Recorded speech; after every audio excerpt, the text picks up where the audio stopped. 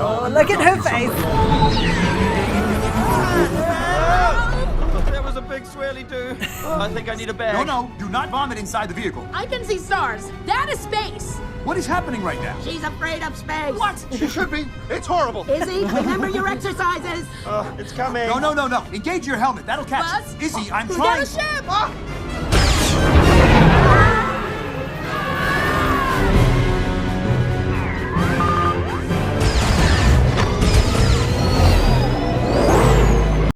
So her face, she is terrified. Yeah.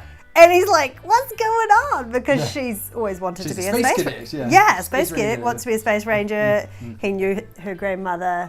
And she's scared of space. Yeah, so that's what's called astrophobia. It's not very common in our world because we don't go to space. It's Not on the regular. Well, not on the regular, sorry, yeah. I mean, some people go to space. Got to put up satellites and things. Yes, in this world, they do regularly go to space, so it causes a bigger problem. From survey data in our world, it's sort of like 13 to 24% of people respond that space is terrifying. But like with a lot of anxieties, that is what we feel anxious about, but wouldn't be classified as a disorder, because disorders or a phobia, it has to significantly impact on our lives. And because these, like most people, aren't going to space, it's not significantly impacting on their lives. It still can do, people can still have this phobia. How it looks for us in our world is that we might avoid when anyone's talking about space, or there's news about space stuff, or there's movies about space stuff, or books or whatever. You might even go into a panic attack when there's that kind of stuff going on, or something slightly less than that, but still really high anxiety.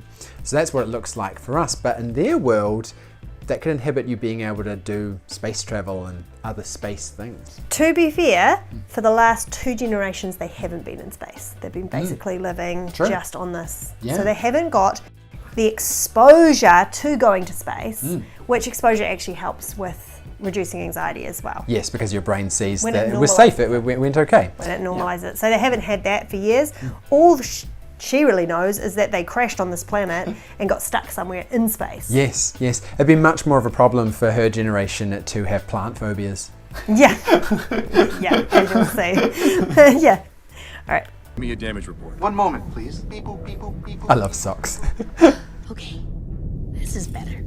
This is better? No, obviously this is worse overall. I just meant, you know. How are you afraid of space? Oh, it's pretty easy. Did you know if you let go out there, you just keep going in the same direction? Forever. Just... Well, then how are you going to blow up the Zerg ship? Oh, I would have been ground support. I know, Grandma wasn't afraid of space. No, because she was a space ranger. Astrophobia is an automatic disqualification. What was that thing? I don't know. Well, is it going to come back? So I think that's interesting. Well, yeah, astrophobia would be an instant disqualifier from being a straight space ranger because you need to be able to go to space. But I think her response is really interesting. Well, how are we going to destroy the ship? I was going to be ground support. And it's like, that's the avoidance piece. And this is why we don't often get people come to us with phobias. Can you explain that? Yeah, and that's phobias in general. I mean, I've never had someone with astrophobia. I probably never will, for the reason I'm just about to explain. So I don't tend to get a lot of people with phobias because they're generally easily avoided. Right? People have a phobia of spiders, they just avoid spiders. Phobia of birds, because the animal ones are really common. But people just avoid that animal, right? So say it's a phobia of birds, they'll just avoid parks where there's lots of pigeons or sparrows or whatever else, and just get through life that way. It's not something that people often go, oh, this is a big problem in my life. I'm gonna find a therapist, get some therapy to work through this, because it takes a bit of effort, and so people are like, it's easier to just avoid it, like she's doing with the just be ground support. Yeah, and like we've been talking about for the last couple of generations, they haven't been going into space, and so she hasn't needed to work through this. It just suddenly she's thrown in the deep end with having to do this. Yeah. He has to be straight this way. That's a lot of space. Keep it together.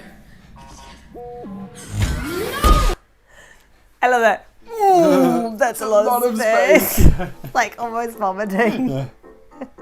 Yeah, well, when it gets up to vomiting, then your anxiety is pretty high.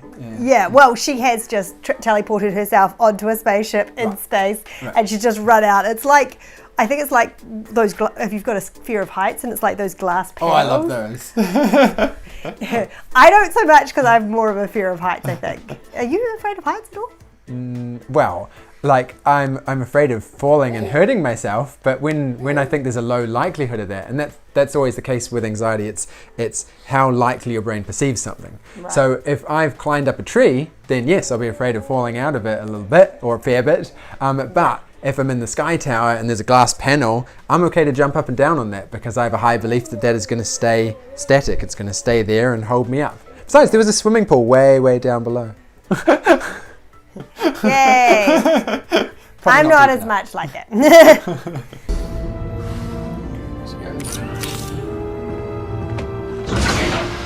Yikes. This is facing your fears, man.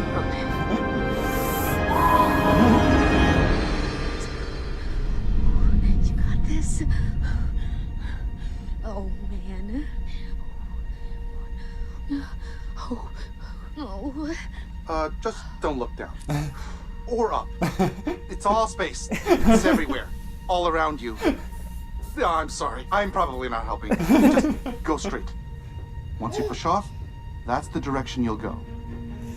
But what if I miss? Don't miss. Helpful.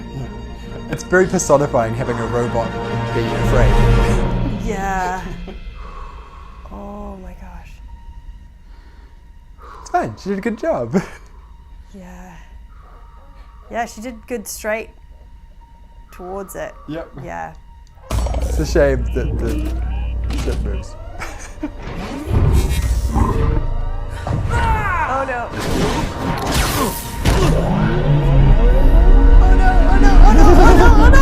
As they are gonna like. Oh my gosh.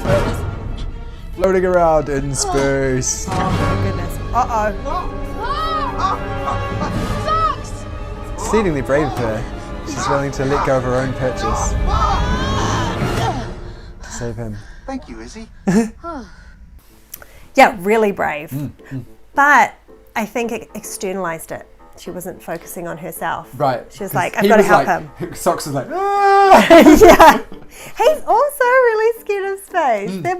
They both have that. Him from a negative experience, whereas her from the avoidance. Yeah. Yeah. And thoughts about it, projections about it that she's run. Yeah, but really amazing to do that sort of exposure. And that's, what's it called when you do like, you throw yourself in the deep end type of exposure? Flooding. That's called flooding. Yeah. It doesn't get used as much anymore. It's effective as any exposure, but it tends to be quite intense for the participant and for the therapist as well. So it's not used as much since the end of the 80s, last century really. Yeah. Yeah, it's not something we generally do with people. Now it tends to be graded exposure. So you take it one step at a time, working your way up towards harder. So you wouldn't jump straight into space exposure. Off you go. That's not our approach. You okay? I was in space. Your grandma would be proud. She'd be proud of you, too. She always was. Aww. He needed to hear that. Yeah. Wait, where's your crystal? It's gone. But your mission. You wanted to go home. You know, for the first time in a long time, I feel like I am home. No. Warm fuzzy moment. Yeah. I'm proud of you. I'm proud of you too. She's proud of you. Yeah. We're proud of everybody. Oh, I love that. And I'm proud of her because what she did to save Buzz, that's not. And socks. And that's not something that is insignificant. She jumped out of a spaceship into space when she has a phobia of space. That's massive. And she did that for him, and that's incredible and really amazing, the fact that she even went up there in the first place. So even any little step towards working on your anxiety is amazing and a great thing to do, and it becomes easier the more you do it. Yes, it does, just like she's demonstrated right there. It's a great example of it. You can probably hear Gil Thunder in the background there. Yeah, baby interruptions.